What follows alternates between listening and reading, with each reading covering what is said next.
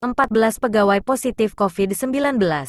Aktivitas pelayanan PDAM Kota Bogor ditutup sementara.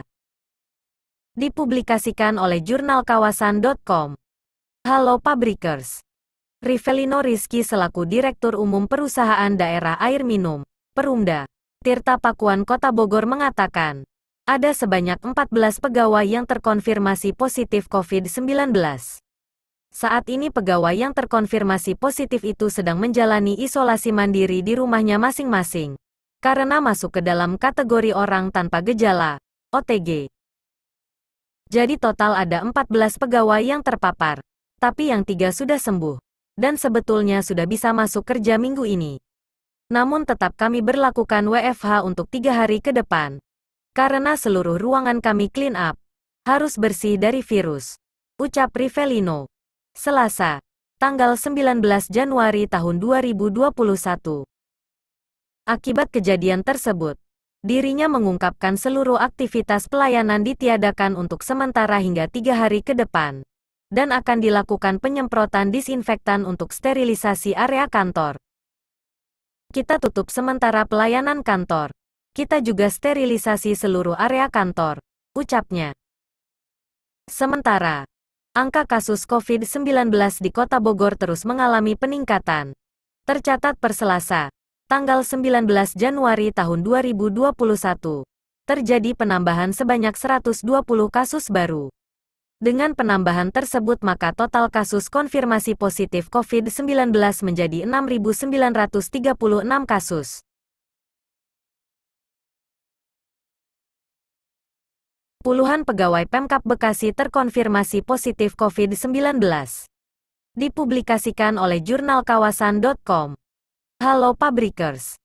Berdasarkan hasil tes swab yang dilakukan Satgas Penanganan COVID-19 di wilayah Kabupaten Bekasi pada awal tahun 2021 ini, tercatat sebanyak 45 pegawai pemerintah Kabupaten, Pemkab Bekasi dinyatakan terkonfirmasi positif COVID-19. Kami adakan tes swab secara rutin dan selama pelaksanaan tes pada periode awal tahun ini hasilnya 45 pegawai kita positif COVID-19. Ucap juru bicara Satgas Penanganan COVID-19 Kabupaten Bekasi Alamsyah di Cikarang, Selasa, 19/1.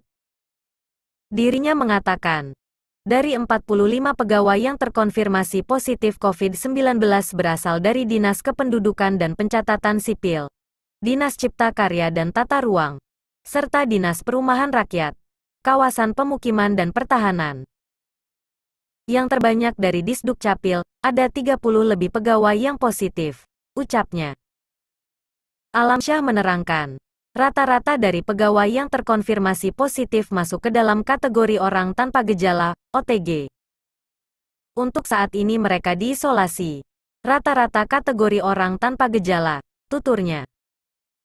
Alamsyah berharap pemberlakuan pembatasan kegiatan masyarakat, PPKM, serta instruksi Kementerian Dalam Negeri terkait 75% aparatur sipil negara bekerja dari rumah dapat mengurangi penyebaran COVID-19.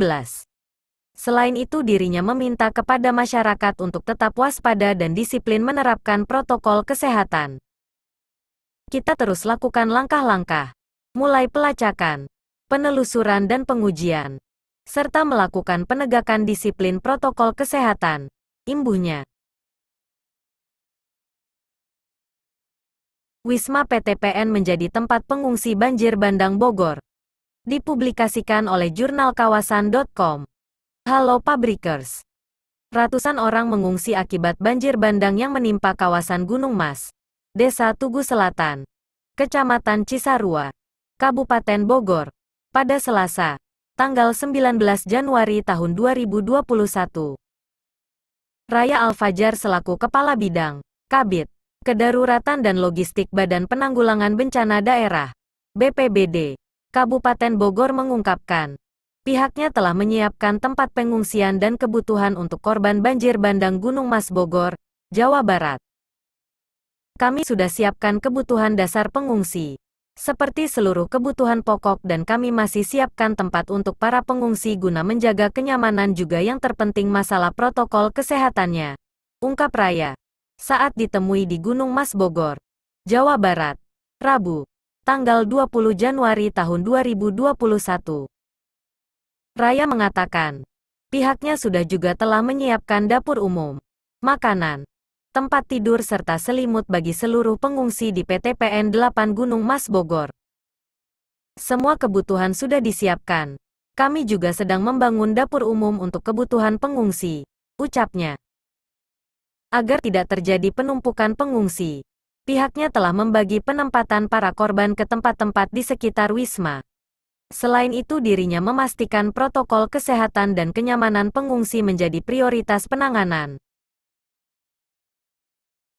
9 desa di 5 kecamatan di Kabupaten Kendala terendam banjir. Dipublikasikan oleh jurnalkawasan.com. Halo Pabrikers. Banjir yang melanda 9 desa di 5 kecamatan di Kabupaten Kendala disebabkan oleh luapan sungai yang sudah tidak mampu menampung debit air akibat curah hujan yang cukup tinggi sejak Senin hingga Selasa, tanggal 19 Januari tahun 2021. Menurut data yang disampaikan petugas piket Pusdalops BPBD Kabupaten Kendala, 5 kecamatan yang tergenang banjir diantaranya Kecamatan Rowosari, Kecamatan Kendala Kota, Kecamatan Brangsong, Kecamatan Ngampel dan Kecamatan Weleri, dengan rata-rata ketinggian banjir mencapai 50 cm. Sebagian karena limpasan sungai dan saluran yang meluber hingga ke pemukiman warga, serta akibat curah hujan yang tinggi, ucap petugas Pusdalops BPBD Kendala, Syamsul Huda Islam. Meskipun tengah banjir, sementara warga setempat tidak ada yang mengungsi. Saat ini sebagian warga bergotong royong membersihkan rumah dan jalan yang tertutup lumpur. Genangan lumpur sebagian masih terpantau di beberapa wilayah yang airnya mulai surut, kata Syamsul. Banjir ini selalu terjadi di pemukiman sekitar aliran Sungai Blorong. Aliran sungai ini melewati beberapa kecamatan dan sering meluap ketika musim hujan. Job Fair virtual Kota Tangerang dibuka. Tersedia ribuan lowongan pekerjaan. Dipublikasikan oleh jurnalkawasan.com. Halo Pabrikers. Dalam job fair virtual yang dibuka dan disiarkan di kanal YouTube Kota Tangerang yang menyediakan ribuan lowongan pekerjaan. Kegiatan ini diharapkan dapat mengurangi angka pengangguran di wilayah Kota Tangerang akibat pandemi COVID-19. Semoga ini bisa menjadi rezeki di awal tahun bagi mereka yang masih menganggur akibat pandemi COVID-19, kata Rahman Syah selaku Kepala Dinas Ketenagakerjaan Kota Tangerang. Ia juga menjelaskan, job fair kali ini melibatkan sebanyak 10 perusahaan ternama seperti PT Mayora, PT Surya Rengo, PT Adi Perkasa Anugerah Pratama, PT Eka Mas Republik, dan sebanyak 1.162 lowongan pekerjaan yang tersedia, mulai dari kualifikasi pendidikan SMK SMA hingga S1. Ada 1.162 lowongan dengan 33 jabatan yang tersedia. Dengan kualifikasi pendidikan untuk S1 sebanyak 9 orang, D3 sebanyak 71 orang dan untuk tingkat SMA SMK sebanyak 1.082, ucapnya. Job fair ini dilaksanakan mulai dari tanggal 19 Januari sampai dengan tanggal 9 Februari tahun 2021. Dan lowongan pekerjaan ini diprioritaskan untuk seluruh masyarakat Kota Tangerang. Dengan cara melamar hanya melalui aplikasi Tangerang LIVE yang dapat diunduh di Google Play Store. Kemenperin. Industri makanan harus kembangkan inovasi. Dipublikasikan oleh jurnalkawasan.com. Halo Pabrikers. Kementerian Perindustrian, Kemenperin, mendorong industri makanan dan minuman untuk menyiapkan diri dalam menyambut konsumsi masyarakat yang diprediksi akan meningkat setelah adanya vaksin. Abdul Rohim selaku Direktur Jenderal Industri Agro Kemenperin menjelaskan, pandemi yang telah berlangsung hingga saat ini telah mengubah pola konsumsi masyarakat.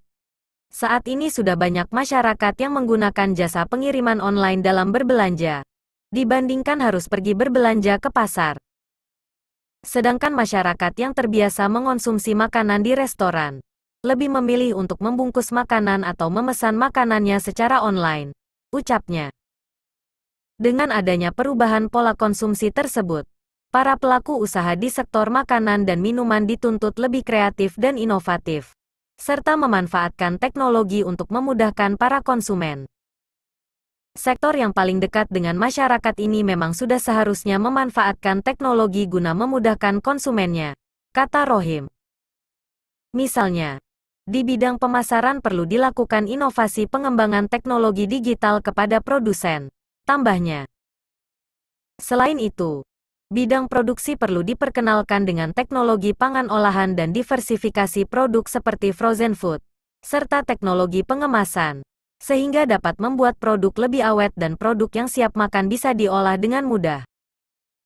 Produsen makanan perlu makin mengembangkan produk dengan teknologi, seperti produk-produk jadi yang siap untuk diproses di rumah dengan microwave, oven, atau lainnya.